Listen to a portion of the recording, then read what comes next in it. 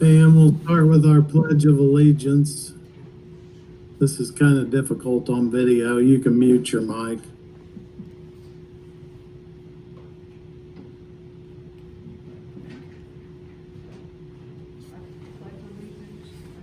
Let's just do it. Pledge allegiance to the flag of the United States of America and to the republic for which it stands, one nation, under God, indivisible, with liberty and justice for all. All right, need a motion to approve the agenda. Make a motion to approve the agenda. Okay, a motion by Bo, I second it. seconded by Carla. Craig, Yes. Patsy, Yes. Aaron, Yes. Yes. Yes. Carla, Yes. Kent, Yes. Bo. Yes. All right. And we'll move on to the consent agenda. Remember, if you have any conflicts of interest, please abstain from this. And I seek a motion to approve the consent agenda.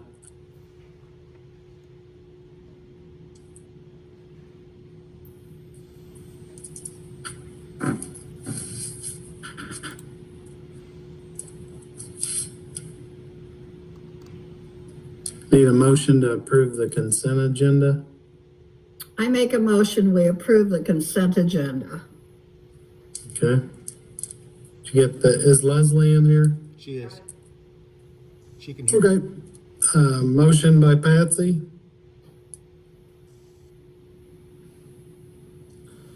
I'll second it, but I can't find it. I have it's the the one. approval of one sub. We can't say the name, but it's just Okay. a sub. Do you have an access to the agenda? Well, no, I mean, it doesn't matter. Okay, we can get that over to her, Dr. Rob, if you can. Sharon. I mean, I've got the one for 11/11, but I can have, Should be one in there for November 18th. Yep. Uh, It's shared with you, Carla. I'm gonna share it again with I you. can't hear you, Dr. Rob. Sharing it with her now. I don't have anything from November the 18th. I don't either. I don't either. I don't either. Go to, Dr. Rob, can you share it? yeah. It is, hold on a minute. It is shared, guys. You need to go to the board folder, but I'm gonna share it again right directly to your email. You just may not have seen it under these there. Hold on just a second. It'll go right to your email. Yeah, I think it's in the drive. It is in the drive.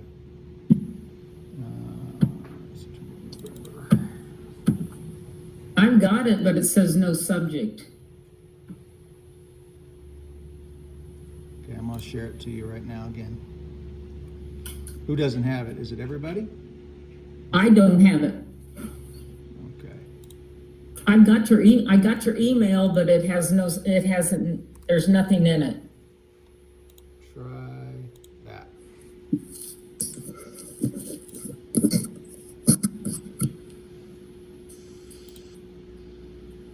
Okay, I got it now.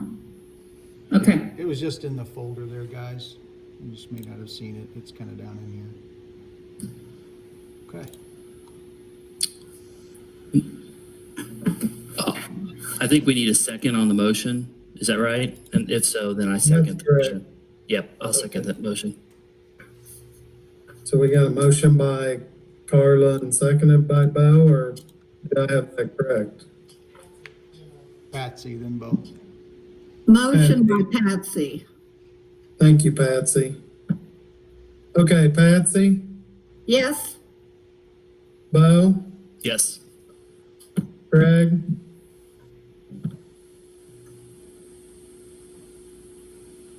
Craig, He rejoined.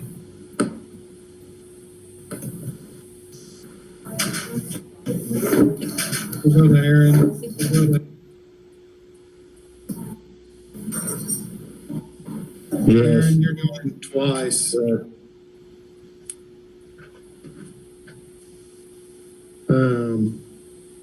Carla, Yes. Kent, Yes. and Bo. Yes. Craig, did I get you? I'm back now. Okay. It seems like you're in there twice, but maybe that's just my screen. All right. Hey, is my mic on?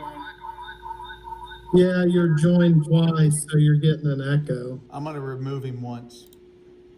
Okay. Here we go. And remove Aaron once. Got it. All right. That should do it. Hey, we learned a trick. All right. So challenging times, a couple questions came to me from our board, so I thought I'd just call this meeting. It's probably good for us to meet again tonight. I'm gonna let the board discuss the current situation. We had met last week and then I scheduled this meeting for Wednesday. The first item on the agenda would be discussion of the data. I don't know if we have any particular questions about the data. If you've reviewed that, we can open discussions about that.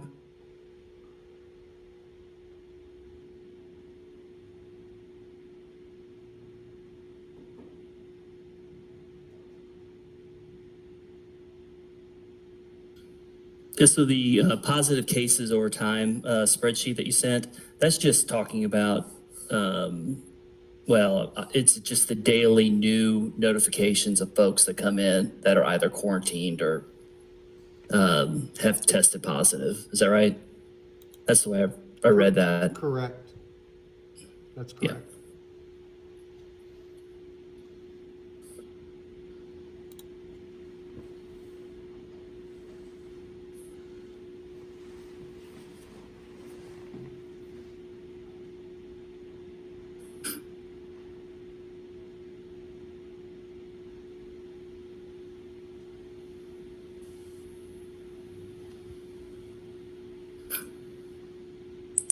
Any discussion on the data other than that question?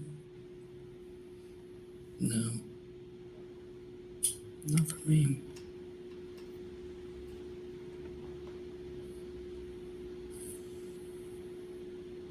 All right, I will move on to discussion of the parent feedback survey. Dr. Rob, you sent out a survey yesterday. Do you have some results there? I think I shared those with Hey, you. Clint, I'm sorry, man. Can we go back just 1 second? I don't know if I may be overlooking it somewhere, but do we have any information about, I guess, the length of time that these carry out over a period of time? So I guess, how many people at any given time do we have these either quarantined or active cases or out of school because of an active case? Does that make sense? Like, do you just, I don't think I'm probably making myself very clear, but maybe you can translate. Okay, come again, Bo. What, say what you want to do. Well, I guess, yeah, I think what I was seeing if just maybe it was in a review somewhere else that I was missing, but I was wondering if we had this information in maybe like a table that extended out the time periods of how many people we had out. So for example, on 10/28, we had 7 people that were newly quarantined. So presumably then that would extend out a 14-day period. So I just was wondering how many congruent people we had going on at one time, if we had any sort of sliding graph or table, just out of curiosity. we don't, Nurse Molly, I believe, keeps that, but we do have a daily on how many are out for any particular time. Yeah. So we can tell, because she does have to track when they can come back and when they're out. I can give you the current numbers. Sorry, I've got the current numbers as of yesterday. She doesn't have it written in there yet. Current positive cases, staff and faculty is 5. Current positive cases in the elementary is 1. Current high school students is 6. There are none in the middle school as of yesterday. The quarantine students is 131. How many? 131. Quarantine students are not positive, but they were in close contact. I did make a call just related to that data because we're always concerned about, do we have a cluster or spread happening within our own building? I went through the cases with our Montauk County Health Health Department, Ms. Kincaid. We don't have what has happened at some schools where you're getting spread happening. She said almost all of our cases are looking like somebody walks in with it. We identify them, they go out, we quarantine the people around them. So we're not getting person-to-person spread. That would be a problem. That's a hot spot. That's a super spreader event. So the mitigation strategies have been successful so far. And they have a different chart where they look at where the original case came from. Then they take a look at everybody we turned in for quarantine, and they take a look and see if anybody we turned in for quarantine that was a close contact becomes positive. We haven't had that yet. They said it's possible we might have had 1 in all the time we've been in school, but that's not very clear. It could be 1. So from a person to person in school.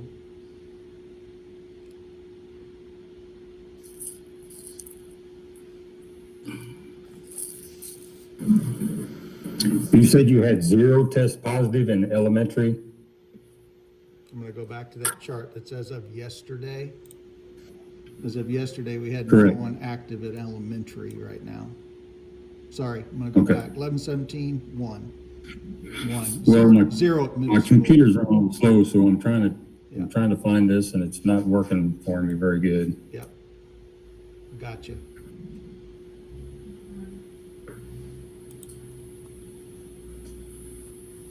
Now, we had one case here recently that resulted in a lot of quarantines due to some seating changes that occurred in a class.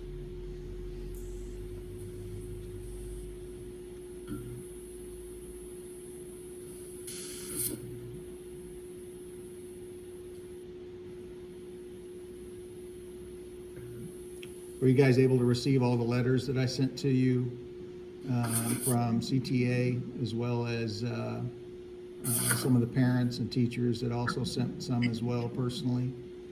Those are on your email today. Yes, I received them. Okay. Yep, me too. Yes. Just so I'm understanding you correctly, we don't have any idea if we have any kids quarantined or test positive today? No, I can call Molly right now. We didn't have any, No, we it's had none at the middle school and high school today. none at the middle school and high school today, and I don't think we had any at the elementary today. No.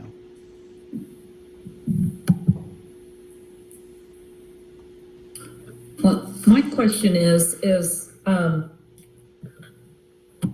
this may not be the time to talk about it, but,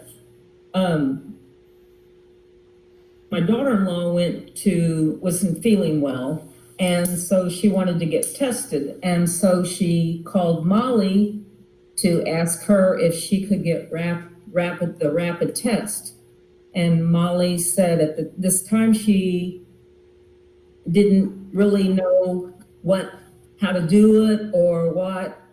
And so I'd have to check on that for to, you. Ashley had to miss school, and she finally went to 3 different places to to see if she could get rapid tested. So she missed part of school.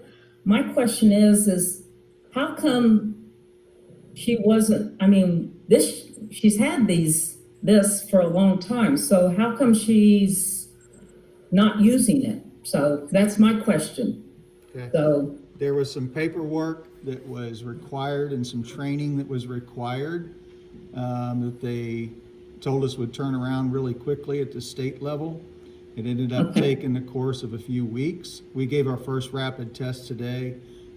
I did have another staff member come in and ask if they could be rapid tested.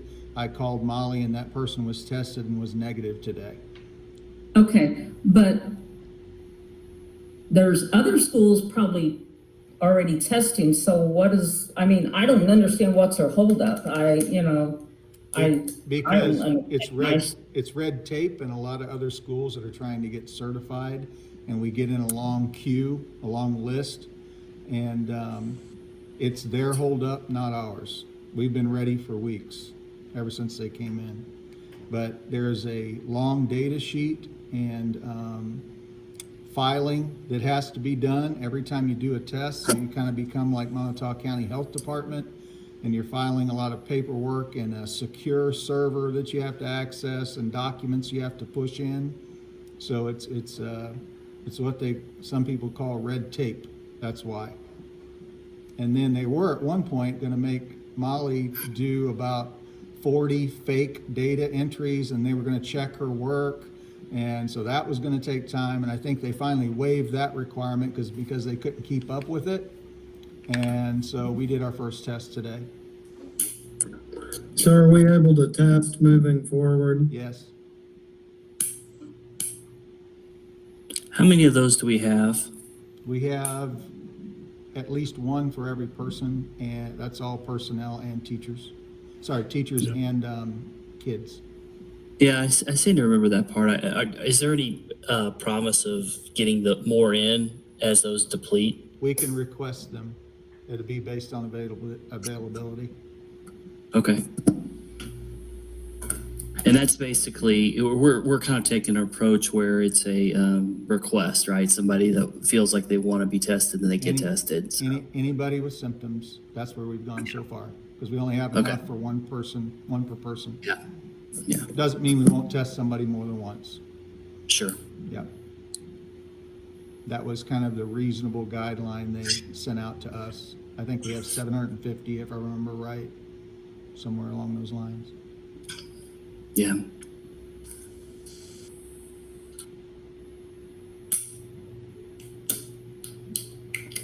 I just think this just should have been done as soon as possible.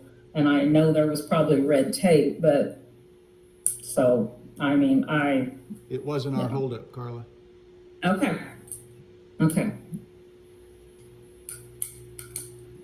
And we just got the tests in this week? No, we've had them a few No. weeks. We've had them How many weeks? at least 2 weeks, if not longer. I'd have to go back and look. They came in. I see. It was weird. They sent us the tests, and then they started putting all these stipulations and emails you need to respond to. And Molly was telling me, because I was ready for Molly to test a while back. And she said, I can't because they haven't given me access. They're supposed to follow up and giving me a confirmation email. And then I'm supposed to take this test and sit for this training on how to log and dispose of the waste. And there were a lot of webinars she needed to sit through. And she's progressing, but they're slowing things down. She's moving through it as fast as they hand it to her. So that's why it slowed down. It's government red tape, guys. Well, I'm just gonna say something. I know a superintendent that has already tested people and they are not in the medical field. And so I don't understand. I don't know how I they don't- got that authorization because we actually had to show Molly's license as a nurse, and she's the only one authorized to be able to do that. Well, that should have went through if she was if she's a licensed nurse, that should have went in just like that. Yep. So, okay, I'm just bringing that to a point, so. I don't know any superintendent that would be authorized to do that, not from the stipulations I've seen, unless they're a nurse, because they were telling us, I sat through the webinar with Molly, that you had to have some kind of a health practitioner license, and a nurse was one of them. So I'm just telling you what the webinar told me. Okay. Might follow up on that, Dr. Rob, just for clarification. Yeah, and I followed up on it several times because it's been on my mind to get that going too, but I will. Thank you. I mean, you're gonna have to understand, you can't ask someone to do it if it's gonna put their job and license in jeopardy. That's her livelihood. So if I'm in her position and I don't have the proper training, guess what? You're not getting the test because it's my license on the line.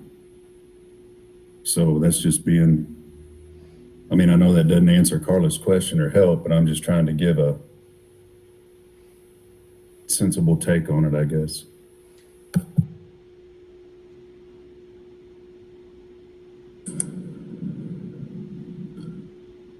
All right, folks, let's move into this feedback survey.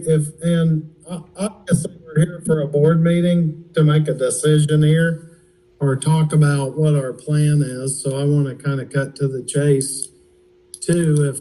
If along the way we've got other things we want to discuss, I don't want to get out in the pasture too much, but most of this stuff we've reviewed over time.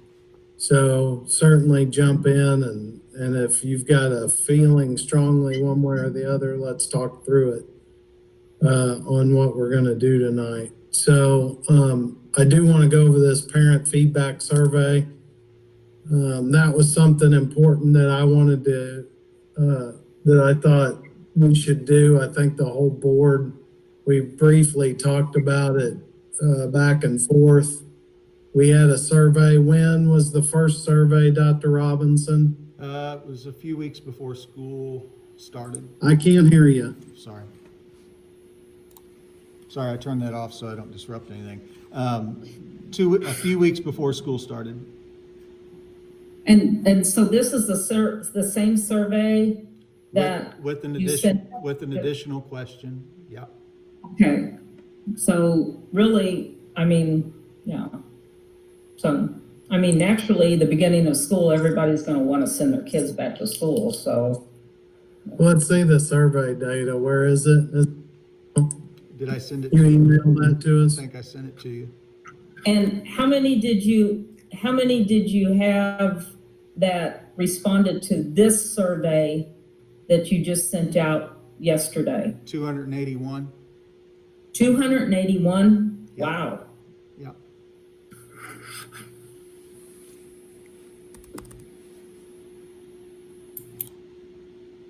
And also that. I feel the question should have been altered a little bit, being that we're in a different state of situation, because some of the questions I feel were meant back in the fall, which I see, but I think they could have been changed and written a little differently to make sense of what's going on now.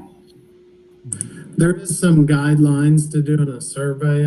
Did you take those into account? You've got to be a pretty, there's guidelines, like when I use a survey tool and that won't let you ask certain questions. Some of these seem straightforward though, most of them to me. I don't know how we came up with the questions.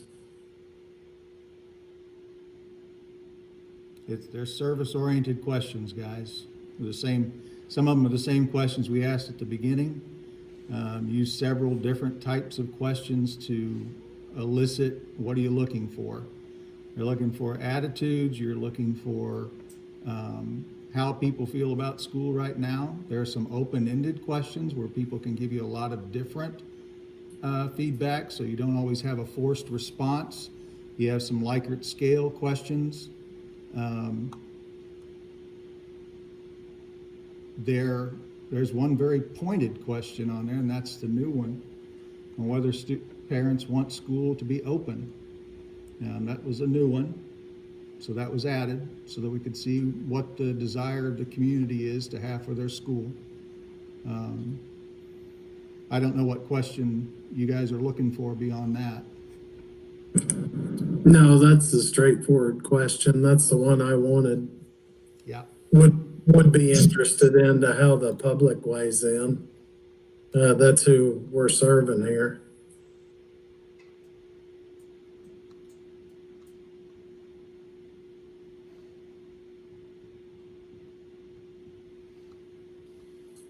There's one question there that was, I think I added that one. I don't know if it was a different one or not. What concerns do you have at this time? That's an open-ended question. There's a lot of different comments there. That's on page 6, 7, 8, and 9.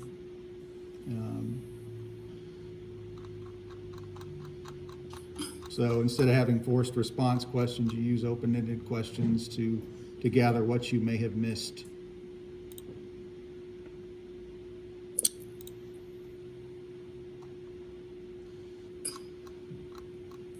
Yeah, I don't mean to criticize the survey because I understand kind of what Clint was talking about earlier, but I do agree with Aaron that there is a little bit of play within these questions. Like if I'm looking at the question, do I wish to keep our school open at this time? Does that mean close it for the rest of the semester? Does that mean close it for the rest of the year? Do I only want it to be open, but I understand if it has to be closed? I think that I did hear some feedback about people reading some of these questions and trying to figure out what category to answer them in, because there was a little bit of a gray area in how they felt.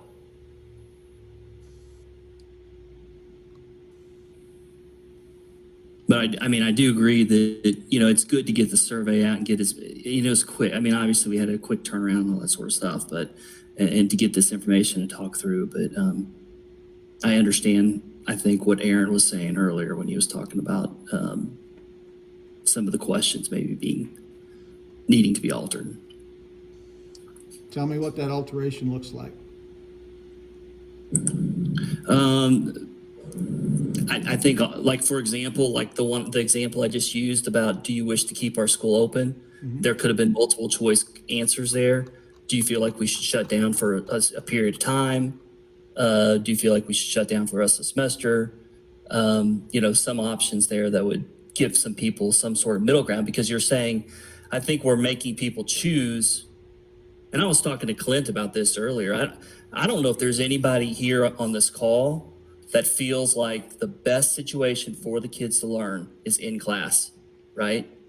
So that's not really an argument, I don't believe. I think we had one person in this whole survey say that they felt like they'd learn best virtually. So I think it's pretty widely accepted that people agree that they learn best in class. So when you look at when you kind of consider that and you get that question, I'd like to keep the school open. That because that's what's best for kids, but that's a question being asked in absence of the situation. Okay, so then you had a follow-up question there that asks, I feel comfortable sending my child to school in the fall if all current DHSS recommendations are followed. So there's some other questions that allow for some choice, whether they strongly agree with that or disagree. So there are some on the same theme is what I'm pointing out to you. It's not just I one agree. question. Yeah. Yep. And we're asking still about the online version because that's actually a test of our instructional delivery, not about whether or not they want to be in school and how necessarily. We need to know if we're getting better at this or need to improve some things. That's why I left them in there, because it's good data for us on the academic side. There's also some health-related things there that we want to know if parents, are having those health-related concerns.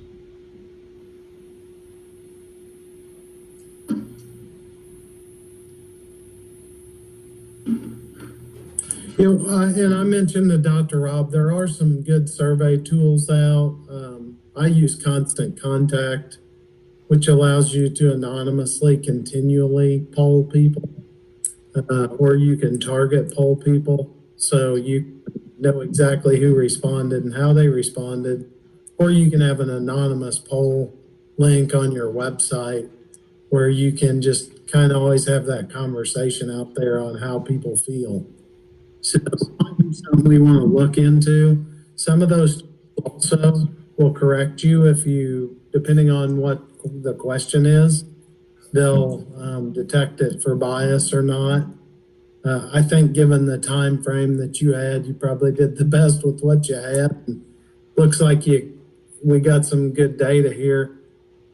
The only challenge I maybe had was like when you look at these bar graphs, let's say 100, 75, 50, 25, I forget what the questions were and what those measurements are. But I could probably compare that with the original survey. Right. But it looks like, the majority of people answered they want to keep the school open.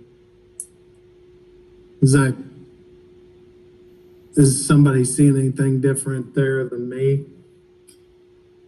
Nope, that's what I see.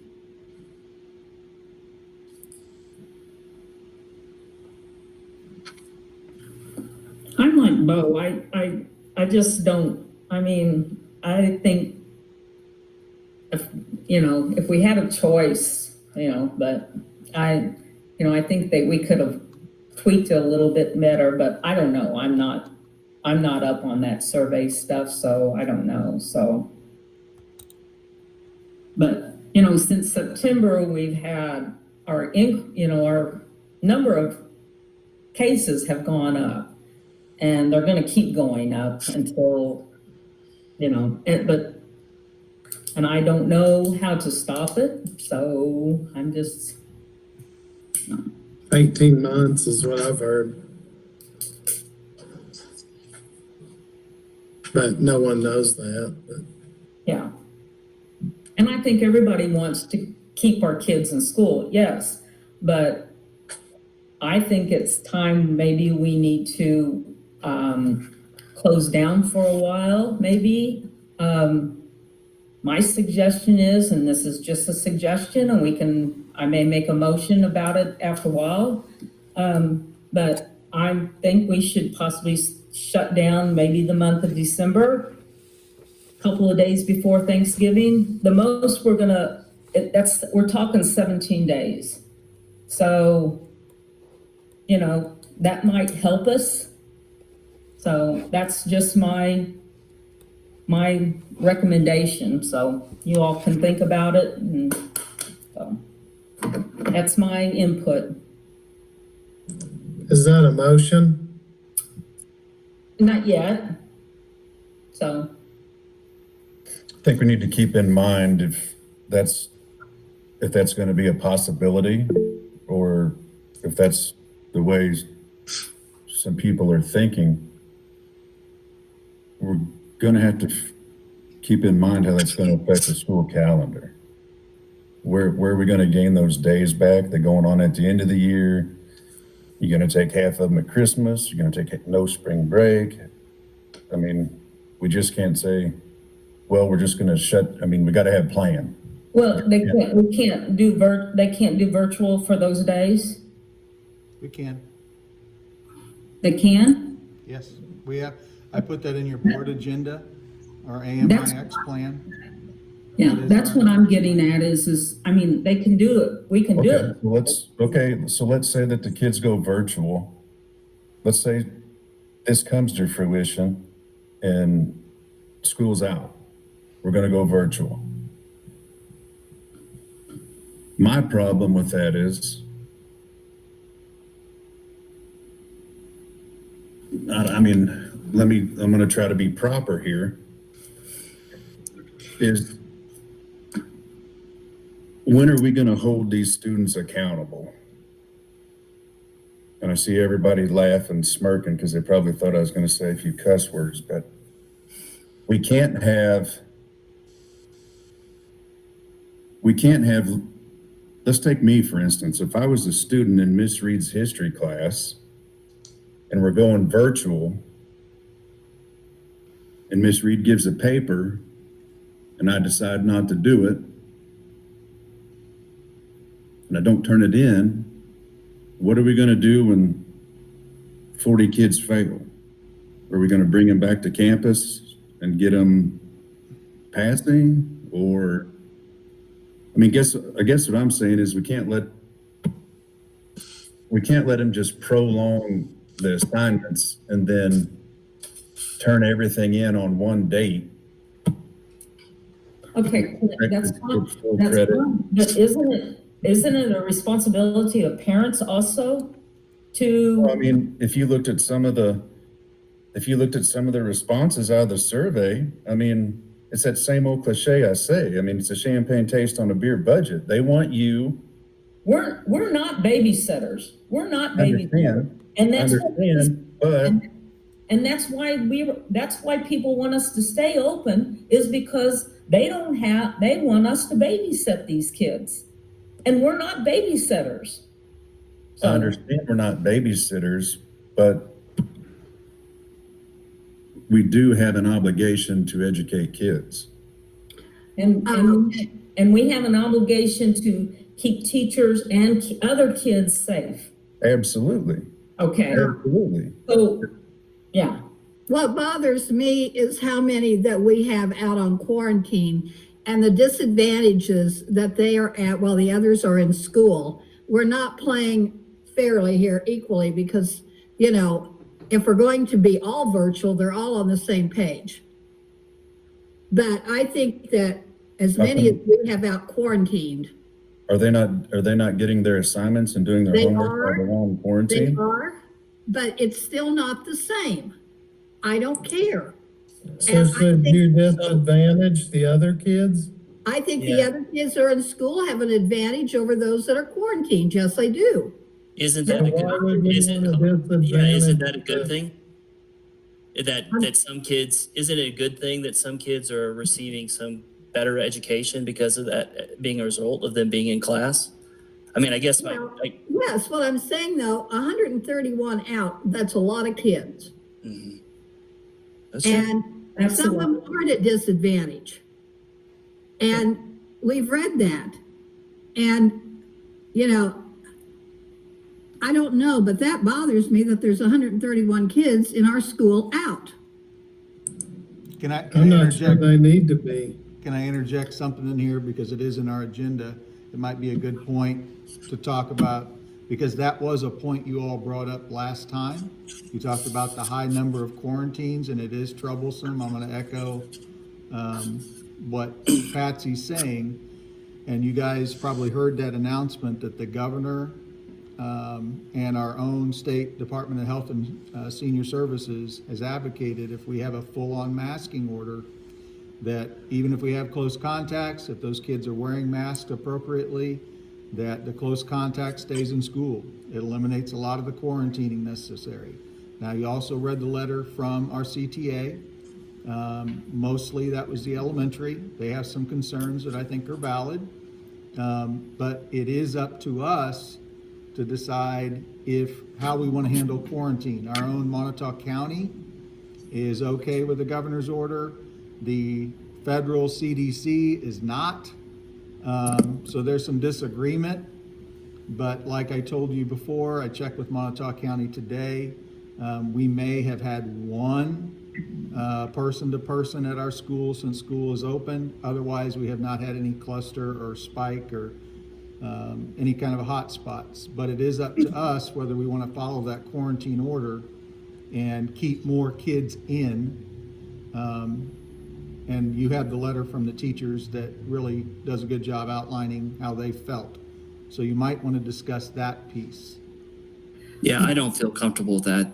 I think that with us being in an area that's growing quickly and exponentially, I don't think it'd be the best time to loosen requirements and have more people on campus that could potentially have the virus. yes, I agree. And the CTA voted to stress the mask mandate and the current quarantine procedures should still stay in place. So, I mean, they're, you know,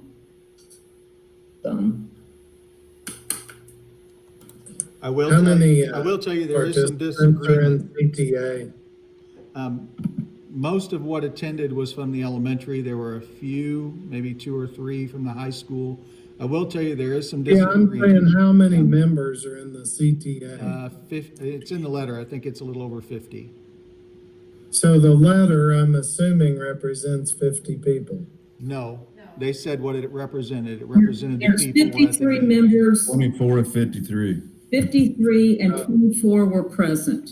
No, they were very. I know, explicit but on that. when you're in an organization and you write, if I write a letter with my name at the top of the Tipton letterhead of Tipton R6 School, am I representing the school or am I representing 2 or 3 people in the school? Hey, Clint, I told them to write down their thoughts, so we had a good record of that meeting and how many people were present.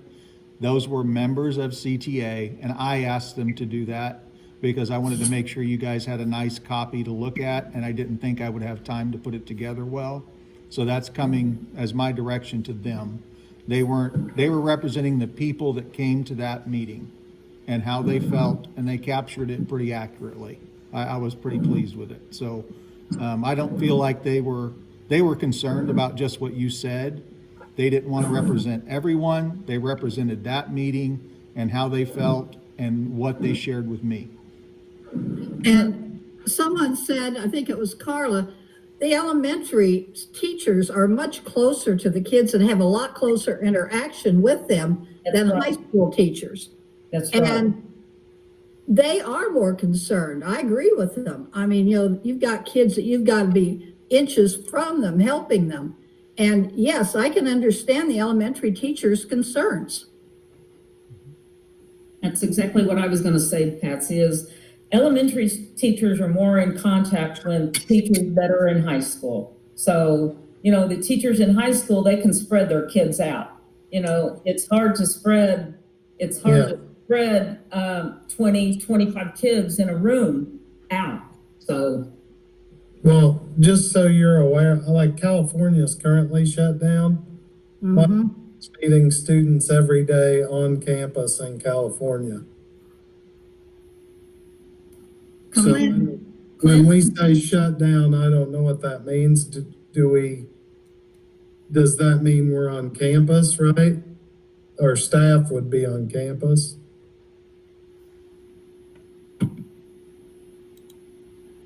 If we're Clint, shut down to would- virtual, yeah. yes.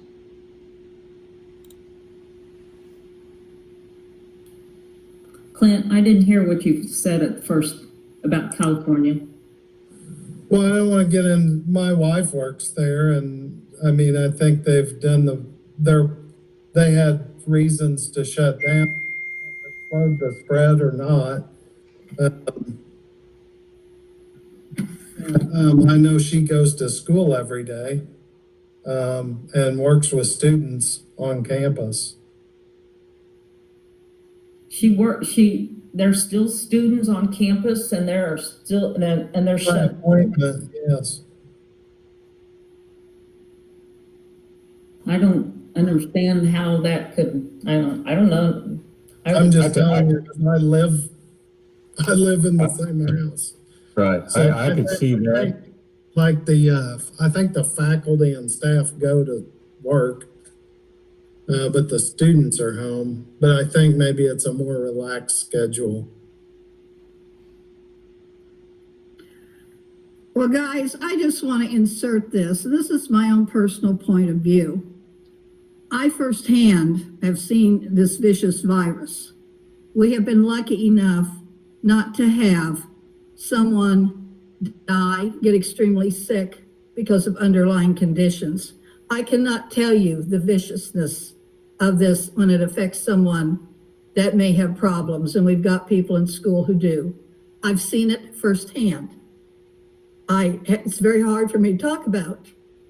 So I just want to insert that to you, how dangerous this virus is. And we can't take it lightly. I agree. I have about 6 family members that have it right now. One is in intensive care.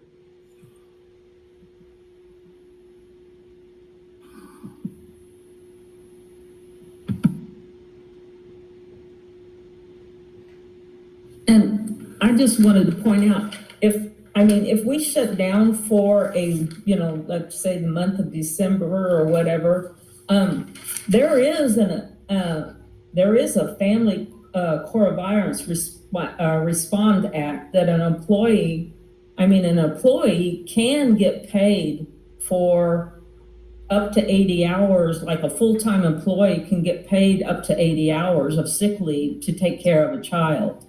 If they have COVID. Pardon me? If they have COVID.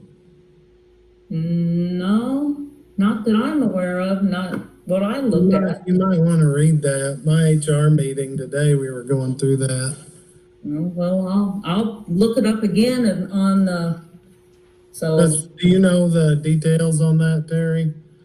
From the school side, help us with that. Okay. So if, I just pulled it up. You have this at some point, I shared it with you, and I've shared it with all the staff a few times. We've had some members of the staff that have had to be home and care for a loved one or be on quarantine. They do have 80 hours. If they're subject to a local quarantine or isolation order, that's 100% pay, 100% for a qualifying reason. So that's one, local quarantine or isolation order. They've been advised by a healthcare provider to self-quarantine or is experiencing COVID-19 symptoms and is seeking a medical diagnosis. So we've had that happen. We have a chart of it. We've been tracking it. We notify personnel. They've had this notification for quite some time to kind of let them know how they navigate that. Is there any question about that or how that's being implemented or anything, or?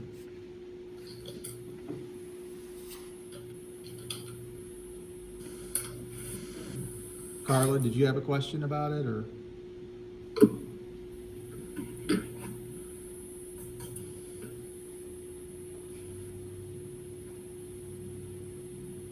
Can everybody hear me okay? Yeah. I don't have any question about it. I just pulled up it says the best thing to remember is emergency family and medical leave is only available for reasons of an employee needing to take care of a child because their school or daycare is closed due to the public health emergency, which in this case is COVID-19. Okay. So I was trying to read something else, so. Just That's FMLA that you're talking about, Family Medical Leave Act, emergency. So you could have someone get out to take care of a family member. They have 12 weeks, 80 hours, but then they could also use their own leave to be gone for an extended period, up to 12 weeks. We haven't had that yet. Yeah, I mean, I didn't know why are we talking about this because we're talking about our staff people or because we're pointing out, I didn't know why what the deal was with this one. I Are we was saying that parents can take off to watch their kids? Is that? I was under the impression, and I may be wrong, that parents can do this, so. Yeah.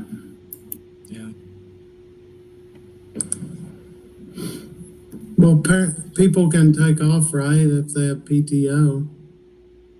Yes. I think we should be great, extend grace to people and, be compassionate. If someone wants off or has, a bad feeling about anxiety. I mean, I'm hoping that we say, you're welcome to take off work. Is that, We haven't had that yet, no. you haven't had anyone ask off? No. I mean, for a personal day now and then, yeah. That's pretty normal, Okay. pretty normal.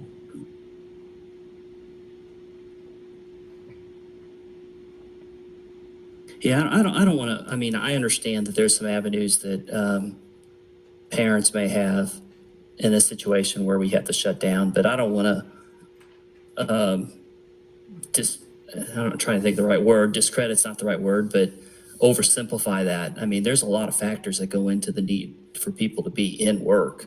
And I think you see that in our survey is that you've got people that work and commute in other places, and, you know, them being, their kid being at home means their kid is at home, you know, by themselves potentially. And, you know, they may have that avenue to take off work, but everyone may not take that because of other factors that come into what happens whenever you do that. So it's hard.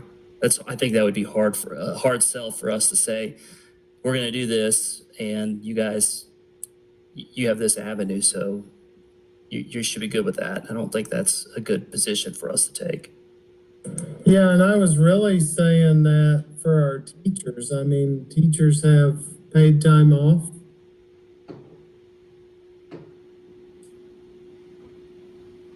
They have Is personal that- days. They have personal days, yes. I mean, I have paid time off if I don't even have to give a reason. I send an email and say, I need off today. I submit my hours and, I mean, I think that's how at least my wife's work works and mine.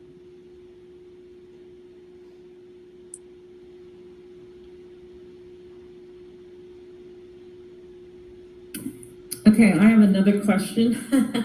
If we do shut down for a while, can our sports programs still, can we still have our sports programs? And can we maybe request at this time of shutdown, no fans and live stream it? So I'm asking.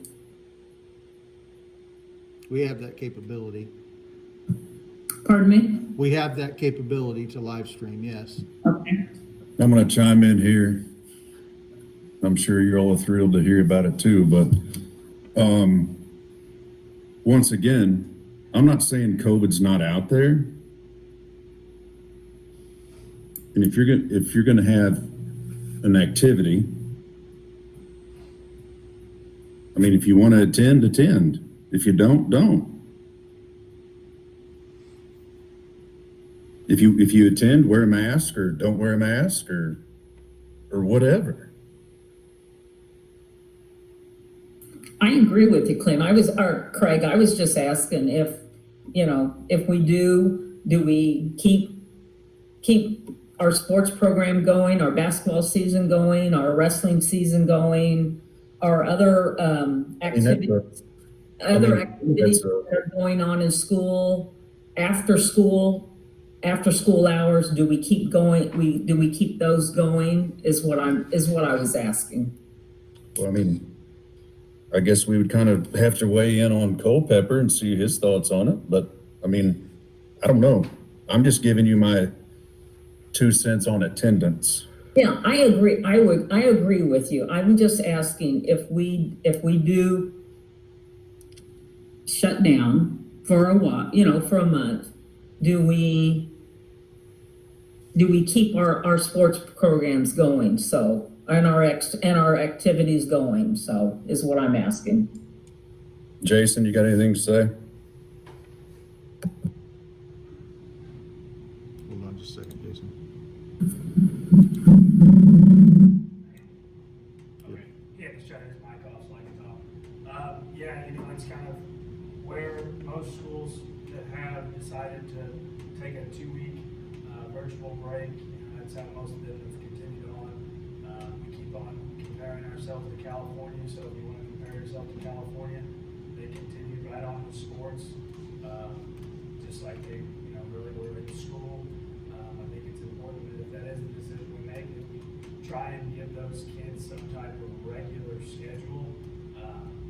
So if we're gonna still establish that we're learning, then I think it's important that we still use that 8 to 3 as school day, and we don't practice from noon till 2 or something like that. I still think it's important that we keep those hours for school day. That's my thought there. But yeah, I mean, if you close down and you shut down your sports for a month, you basically cancel your sports for the season. You shut it down for a month. Because then you have 3 weeks to build it back up before you can practice, before you can play again. So shut down for Until after Christmas break, you come back January 5th. The first possible play day would be around February 1st, which is the district starts third week of February. So basically it's the end of your season. So you shut down for a month, you shut sports down for a month. Technically, pretty much into your winter sports season. You speak up quite a bit when you talk, because I have to pick you up over here. Did you guys hear any of that? No, they hear you. My recorder needs to hear you. Oh, okay. Yeah. Sorry. If we just shut down for like maybe 17 days, and we can still have our sports program going, right? Correct, yes. That's how most of the schools Okay. in our region that have shut down, they've still continued, having sports and having practices and stuff. I think Stover is one that had a lot of cases. We've had 17 staff members with COVID. They had quite a few kids too, and they still even continued their sports. So yeah, I mean, Okay. it's kind of whatever you guys choose on that stuff. But yes, we can do whatever we want. All right. Does anybody have any other questions for Jason or Terry? Or does anyone want to make a motion on anything? Jason, cut your mic. I will make a motion, so, and if it passes, it passes. If it doesn't, it doesn't, so. Hey, Carla, before you make that motion about a month, you Okay. got to think about Christmas, right? So Okay. it makes no sense to, this is where you get into a problem with holidays and people coming together is when do you stop, right? Because like, if you were going to shut down now and come back after Thanksgiving, that doesn't make sense because a bunch of people are going to be together for Thanksgiving. If you're going to say, okay, well, we'll shut down until Christmas, that doesn't make sense and come back right after Christmas because a bunch of people are getting together for Christmas too. So it's kind of one of those situations where there has to be some sort of, I think,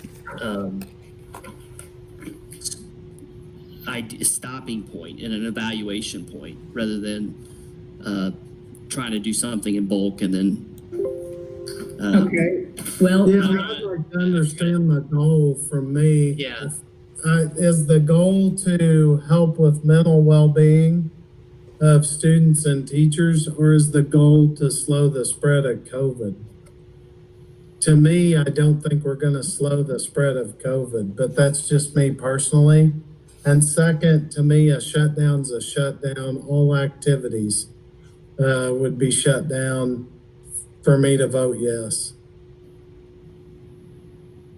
Because that would be slowing the spread of COVID. I don't see how you're not in class, but you can somehow go and play sports and sweat and breathe on each other and play band and so forth. I mean, okay, Clint, but they're not requiring mask in PE and they're not requiring mask in band. They're not requiring mask in the cafeteria.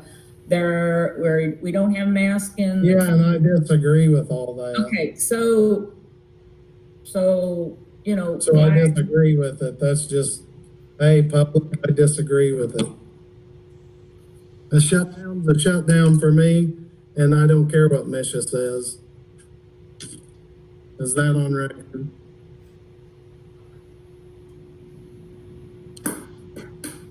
I think Clint makes a good point about what our goal here is. I mean, because you really have, a couple main things that you're looking at doing, right? I mean, if you're just concerned about the education of the kids, then it makes sense to keep them in school, right? If you're just concerned about the spread of COVID, it makes sense to shut everything down. If you're concerned about the well-being of teachers, trying to do some hybridized approach, then it certainly probably doesn't make sense to have a group of kids that are at home and in class, because that's extra stressful. So I mean, there's really just a few different types of things to think about, and it just depends on what we're trying to do here. I mean, if we're concerned about flattening the curve because our hospitals are overrun and all that sort of thing, maybe the right decision is to take a little bit of time off, a few weeks, a couple weeks, or something like that. But I don't. I was telling Clint earlier, we were talking. I don't know where I fall on this personally. I see the benefit. I mean, I see points on both sides of it. I hate the idea that teachers, and I understand how stressful it is. I guess I don't, but if you're in a class with young kids and you've got people in front of you, and then you're trying to get the kids that are trying to tap in virtually to get their technology worked out. I mean, I can see how that's very, very stressful. And that's what comes along with the idea of continuing to quarantine, which has worked for us so far.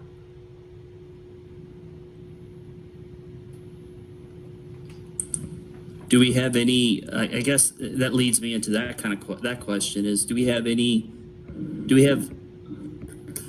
a lot of teachers, or a majority of teachers that really feel like that's an unfair situation to be put in, to be able to kind of manage both aspects of that at once due to the number of people that we've had quarantined? Because when we're talking about actual numbers and data, we don't have very many cases.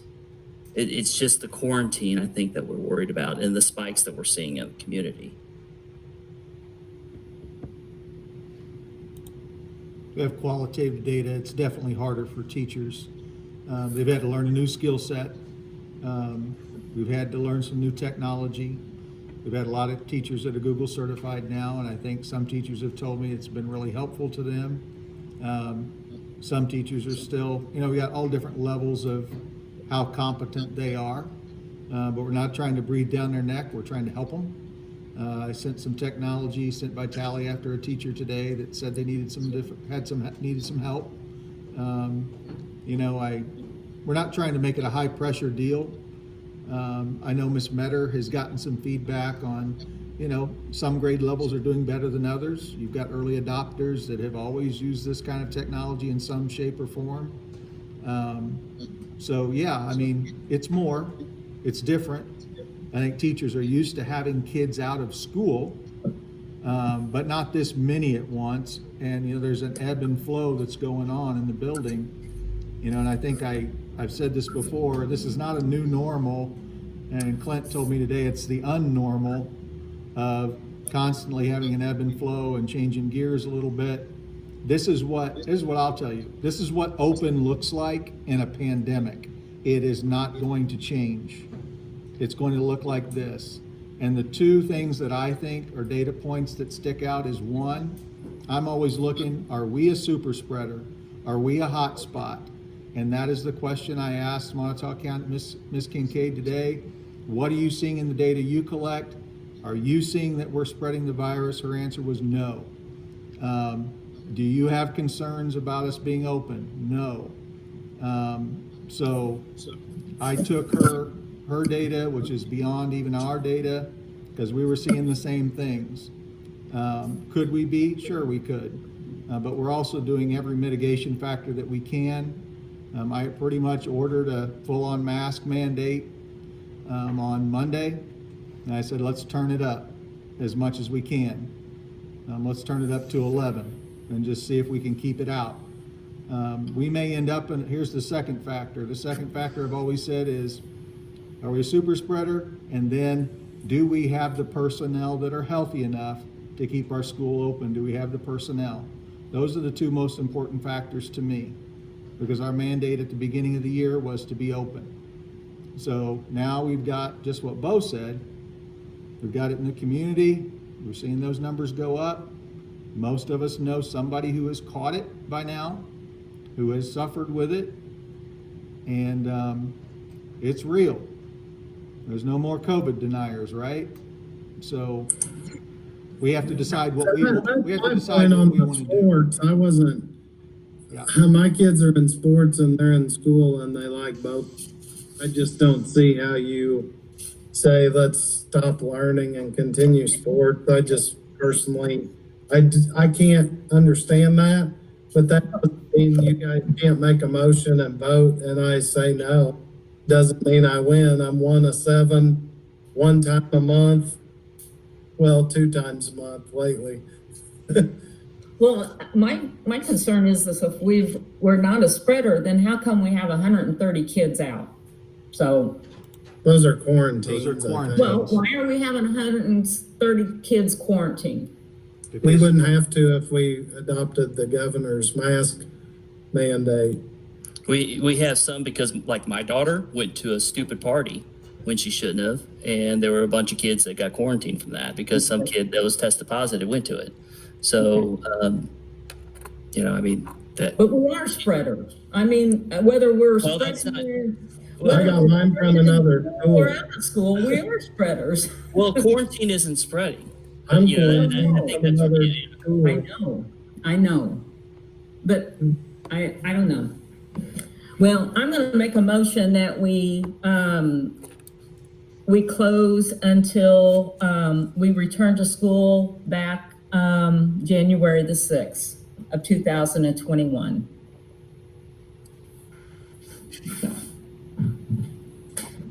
Okay, we got a motion by Carla. Can I clarify? Well, I'll second it. Hold on, can I clarify that motion? Carla, when you said close until January 6th, are you saying going to online or virtual? So Yes. we're gonna implement our AMIX plan? Okay. Before we vote on it, Okay, you want me to rephrase that? I make a motion that we close November the 23rd and 24th and the month of December to January the 6th. I'll second it. Seconded by Patsy. Any discussion? Well, probably should be some discussion. yeah. Does that mean the sports programs are closed down too? I think that should I'm be, not in charge of anything. I'm I one. think that should be a separate motion. Well, you're gonna get a lot of, negative feedback if you don't have school and you continue to have basketball games. Or wrestling or band or anything. You can make an amend that motion. You can do a friendly amendment. In other words, you add something to it. But that gets into some Robert Rules stuff that I'm gonna have to brush up on some of that. I can navigate it. Yeah, you could amend that motion to include no sports activities or any activities. The maker of the motion would then have to accept that part. And then Yeah. then you could debate that part as a group. Well, like Carla said, though, we could vote on that separately, though, and just act We on could. the motion as is. We could.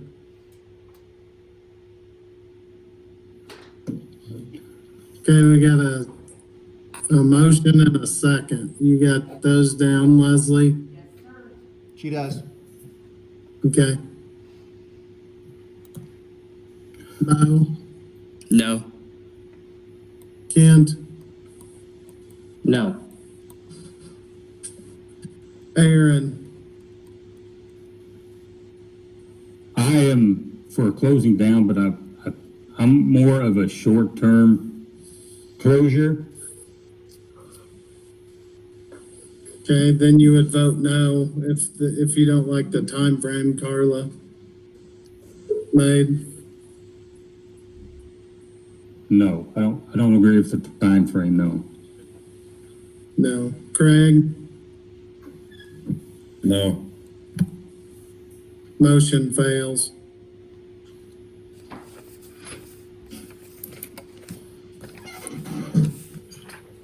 I think if this is the route the district, that we feel the district needs to head, I think there needs to be a little bit more discussion of take everything into consideration, what the CTA brought to the table. I agree. I think there needs to be a little more discussion I mean, we on need the to- matter. You know, we need to be concerned about the well-being of every student and every employee we have. Yeah, I'm not completely opposed to, a lot of the plan that they put in place, to be honest. I thought it was somewhat of a reasonable approach. And, I think they brought up a 2-week in-seat hiatus. I don't know if 2 weeks is the right amount of time, but I'm with Aaron. I'm not complete. Like I said from the beginning, like I said in this meeting, I'm not opposed. I see both sides of the argument. I'd rather our kids be in school. I'd also can't. I was talking to my little girls today. I can't imagine being in a mask 8 hours a day with one break. That's just too much, in my opinion. But something at a shorter period of time, I'd be more in favor with. Bo, What if they're just, had heard, and what I was thinking, and it makes sense to me, but also what you said earlier about, Bo, about people being around each other during holidays made a lot of sense too. But this is what made sense to me. If we were to shut down, we were shut down the 23rd. That gives us 2 days before vacation. Everybody has 5 days off anyways, which would save us in the long run of having to make up those 5 days. And then come back December 7th, which you'd have December 1st to the 4th virtual. Come back, get our testing done. I'm drawing a blank on the testing. To test our, somebody say it. Finals. Yeah, rapid test. Oh, okay. Right. Oh, Get our ESCs finals in, and of course, get yeah, our finals in, and then you have another long break for Christmas. To me, that makes sense. I think I would have to do something different with finals because. Dr. Rob, were you getting ready to say something a second ago? yeah, we're allowing mask breaks once every hour, Bo, if your child's getting. Not for my kids. Well, and I hear you on that, but there is a notice out there for teachers. They can take them at any point they feel like they need them personally or the kids. So I'll reiterate. we It might may- want to encourage that. Yeah, it may not be like take it if you feel like you need it. It may need to have like a mandate to say every hour or something like that. Just because, I mean, it is a lot. I went to No, get my I haircut agree. today I totally agree. and I was, it Totally was agree. brutal. It went But of out. course, I'm used to sitting in this small little room all the time now since Yeah. since we We'd went. let- It is, we'd let but them you've make that got, call. we have to, again, think about teenagers, they have breakouts on their face and they're going through acne problems and, a mask doesn't help, and that's a tough spot to be in, I had a question for Aaron. like that, so. I had a question Yeah, for Aaron. no. Aaron, about your motion. You said something about. Sure, I didn't make a motion. I'm just making a statement suggestion. of what, You- to me. I just I wanted think to it's a clarify fair- something. I think it's fair. No, he said something I need to clarify so to make sure I understand it. He said we wouldn't have to make up 5 days. What did you mean by that one? Well, you're gonna be out of school. If we do shut down, have the 20th the last day. Okay, you're gonna be out the 25th, 26th, 27th. Of course, you're gonna be out the 28th and 29th because that's a Saturday and Sunday. Right. So there's 5 days that you're Yeah. gonna be out that you don't have to Right. make up. Right, That only leaves you 7 days. right. And plus you're gonna have your 2 weeks spanned. I just wanted To me, to that makes sense. Yeah, I just wanted to Yes. make sure that you did understand that those are days on our calendar. I didn't know if we were talking about we wouldn't have to make up a week. Sometimes, we've had some confusion about makeup days and snow days and how those figure into the calendar, so I just want to make sure we were clear on that. Yep. Right, yes. Yeah, and I may not be clear too. Are you talking about on the days that we were supposed to be in session, having those days be virtual? Or are you suggesting? No, yeah, I suggest that teachers are in school, kids are virtual, and that's what I'm suggesting. I think the timeline personally that of looking at the 7th as back, I think if I understand Aaron correctly, as looking at the 7th as the day being back in seat is reasonable. I think that you get to the middle of the week on that first week in December and things look terrible still, and then maybe you reevaluate. I don't know, but I like looking at things in smaller chunks because I think again, most people, I think everybody here feels like we'd like to have everyone in school. That's the best thing for our kids if possible. Right, I mean, I'm gonna be I'll sit there and say, my daughter's virtual right now because of the situation. We don't feel comfortable with what's going on in there right now. But as soon as the numbers drop to where we feel comfortable, we will put her back in school because I believe that is where she belongs.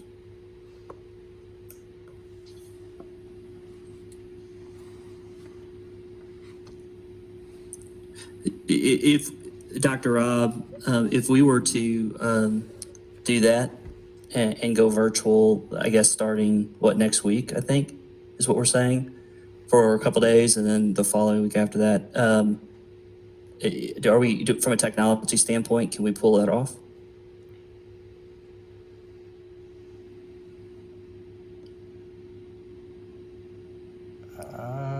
Maybe.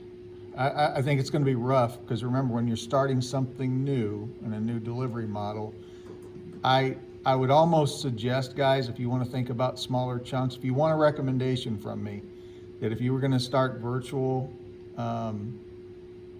I would just allow your teachers some grace and give them 23rd and 24th off and extend their break. We have talked about teachers have some, they've been working hard. So if we extended, they talked a lot about time. They talked about being stressed out. You can read the CTA letter. I've had some conversations with people. They're having difficulty with childcare. This is teachers now because of some COVID in the family. My recommendation would be to extend it 23rd, 24th. Don't try to restart on 2 days a virtual setting. So the small chunk would be, let's extend our Thanksgiving break and let some time go by. And then the 30th through the 4th,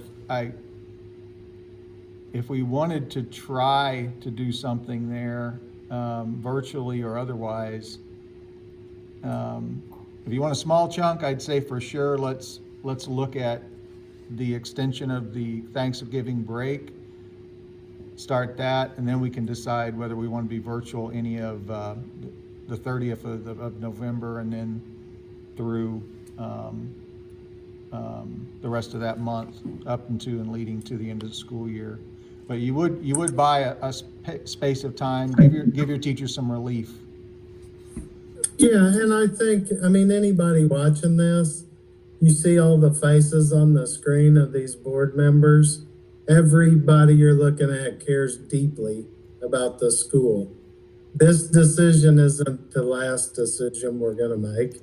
It's not permanent that whatever we decide tonight is the last decision we make during COVID.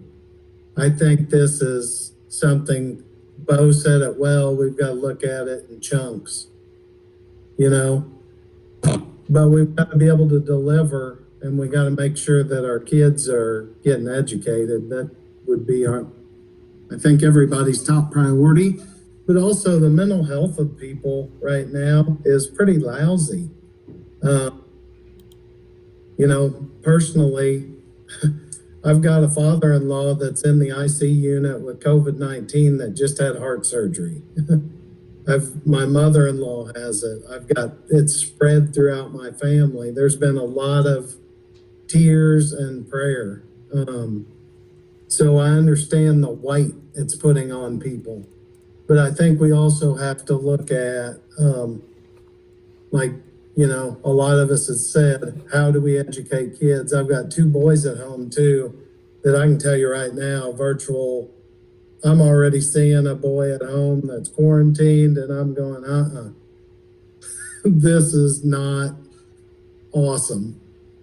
Now, it could change, but I like him looking at Mr. Culpepper in the face quite often, and Miss Metter and all the good teachers that he's working with on a regular basis. So, I don't know. I wanted to say a little rant. I just think whatever decision we make tonight, there's more board meetings in the future. This is going to be an ongoing topic. I think Aaron makes a good point about, maybe extending some grace over Thanksgiving.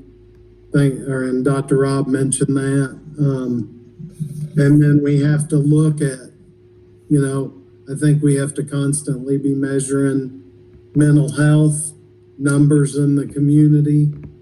And we have to be, I think, pretty open and receptive to some of our staff that are having a hard time. And I hope we're doing that. So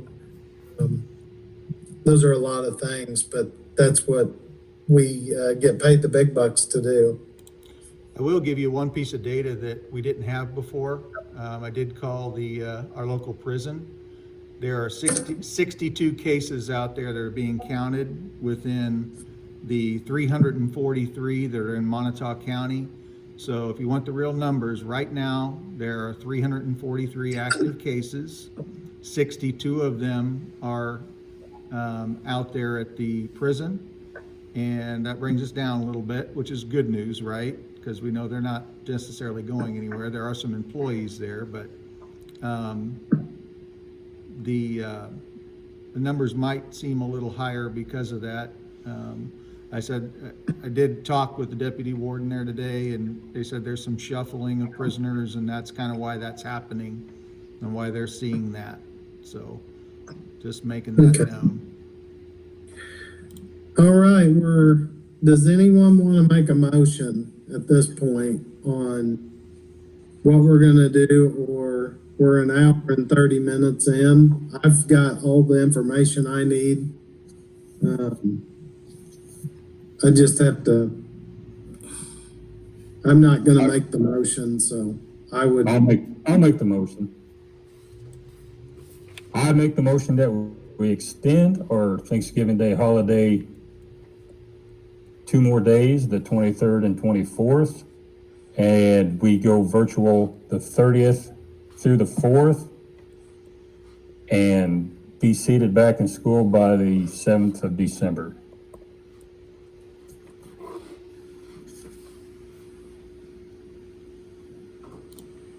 Now that will make an amendment to our calendar. So my suggestion would be that for the 23rd and the 4th is a suggestion, if you guys want to accept this, we would not make those days up. We'd make them up on PD days.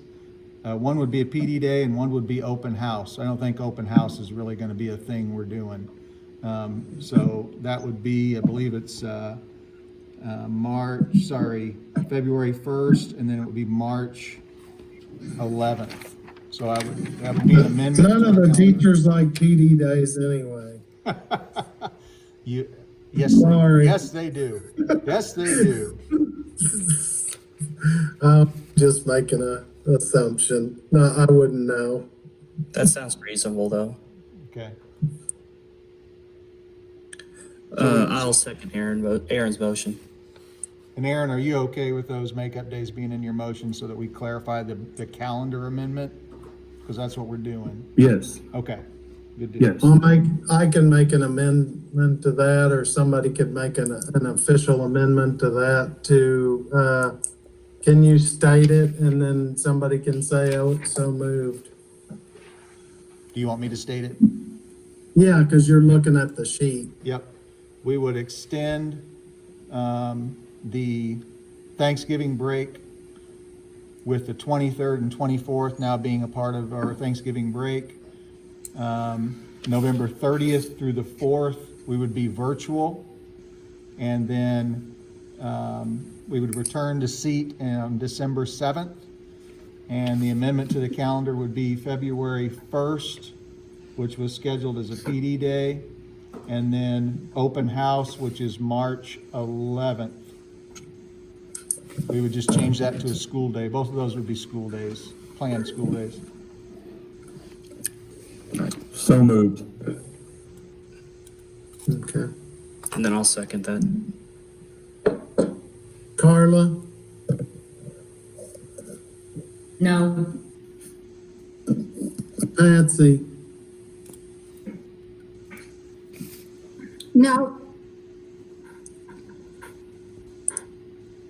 Bo, Yes. Kent, Yes. Aaron, Yes. Craig. Quick question. Or do we have Yeah. time to discuss? This is just strictly school, correct? You haven't said anything about activities yet, no. Yes, I'm in favor of it. Motion carries.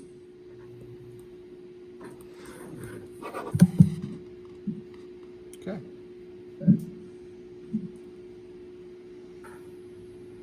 You get the count? We have it, yes.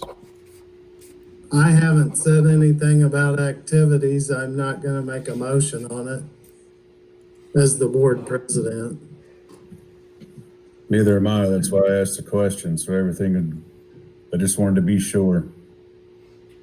Now, you do understand, Craig, that we do have some new restrictions on those activities based on some of the things we're seeing in the community. Did you see those?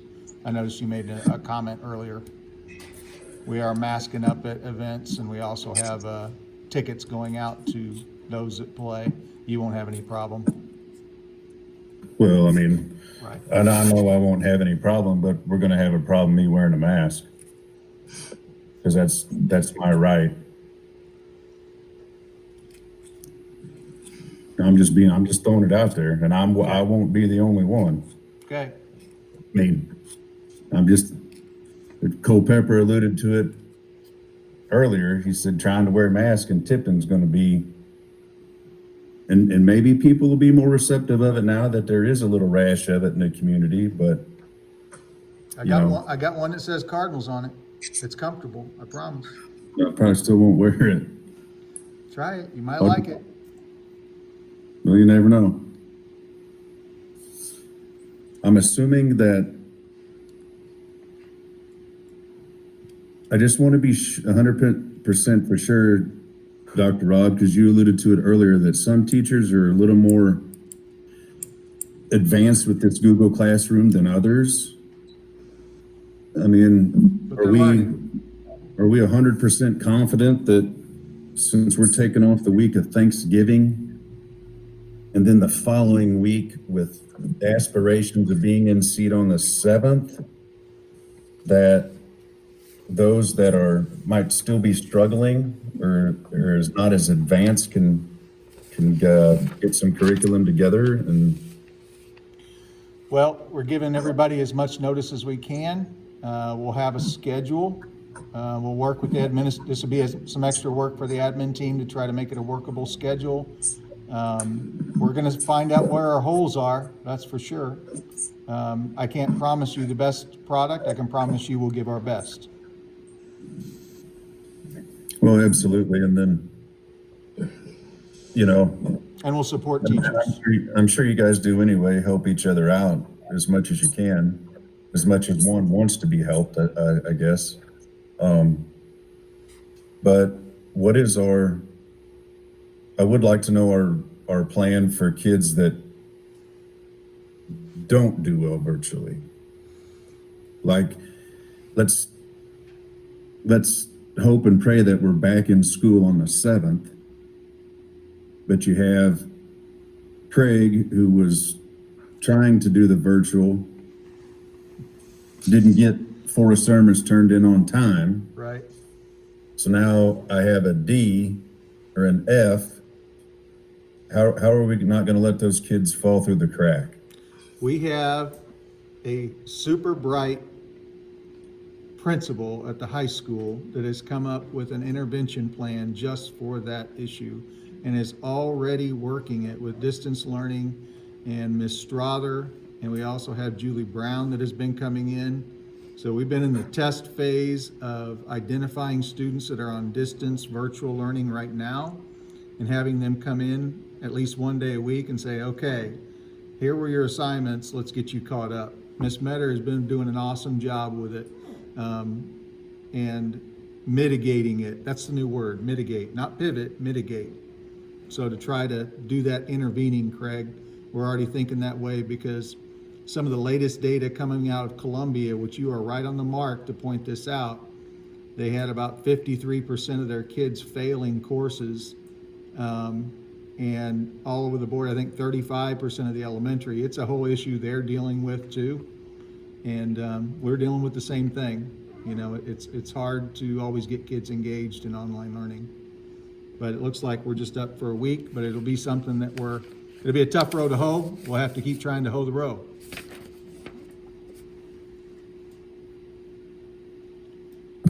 And then I'm sure this is probably a silly question. I don't know if Nancy's with us or not. She but is. I figured she was. I guess my question to her would be, I'm sure it creates a ton of work for her too, but she has everything she needs, correct? Chromebooks and everything? I didn't hear what you're. Do you have Chromebooks and everything, things you need to help kids who are gonna be out distance learning? We work Virtually. with the building levels and, share Chromebooks, just like all the other students. Right now, they're sharing Chromebooks like all the other students. Like I said, we've only had 100 come in. We had about 350 in stock. It's gonna be a quick turnaround. We'll do our best. We may have some pickup days. But we've met. Well, I mean, if need be, I mean, if a kid needs a Chromebook, somebody call me, then I can run mine to school. Okay, Let him know that, we've met with all of our parents of kids that have IEPs, and we have continuous learning plans in place. And sometimes, and we've talked about if they don't have internet access, or they don't have a Chromebook, yeah. we've done things FaceTime. She has plans in place for those students, Craig. And so they've already put this plan in place, anticipating we might have this need. Perfect. I didn't know if you could hear her from here, but I Well, just, sort of, but I I mean, summarized what she said. I was almost certain that she had a plan. I just wanted to be sure those, we're looking at everyone. Okay. And I know it's gonna be a great big pain to get it all rolling. But, I mean, you gotta look out for the well-being of every student and everybody who works there too. And I think this is just our little piece of taking a little chunk, maybe taking a little break. We'll reassess it and everybody pray and hope that we're back in school on the 7th.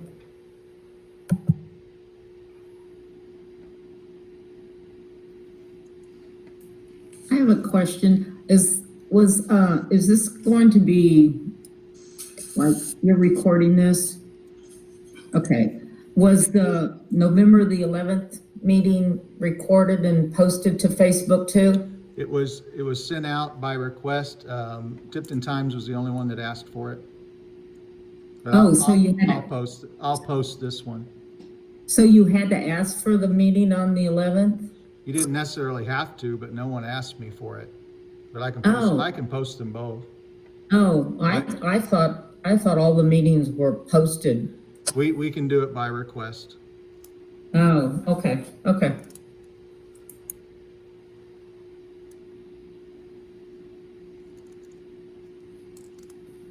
Just real quick, hey, Jason, I got a quick question for you.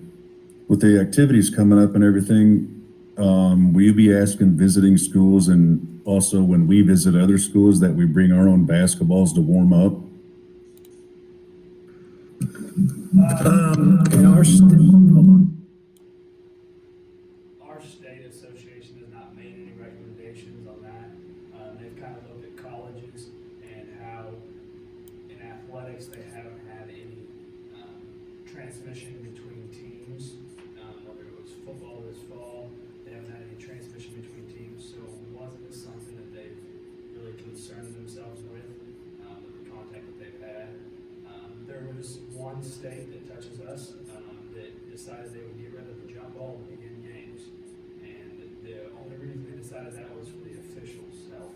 And the officials were never within 6 feet of players. But other than that, that's really been the only change, and that was in Kansas. But other than that, there's really been no change to any of that stuff. We do disinfect all that stuff. That's something we use our gun for.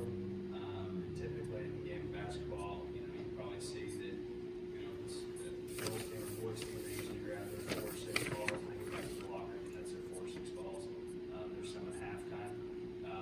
If we wanted to, we could get a second rack out there, and we could put one rack at the visitor's bench and one rack at the home bench, and then the only ball you would share is your game ball, something like that. But other than that, that's really about it.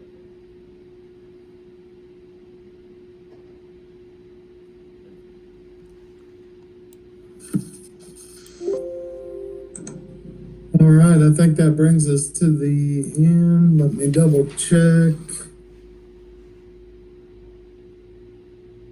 No executive session. We discussed school calendar modifications.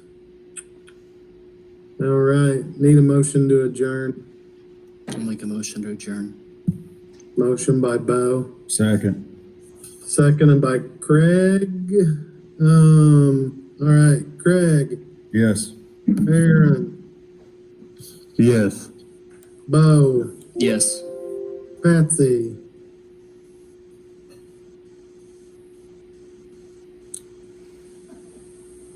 She raised her hand, yes. Yes. Yes. Okay, Kent, Yes. Darla. Yes. All right, thank you. We'll see you soon. Thank y'all. Bye. See ya.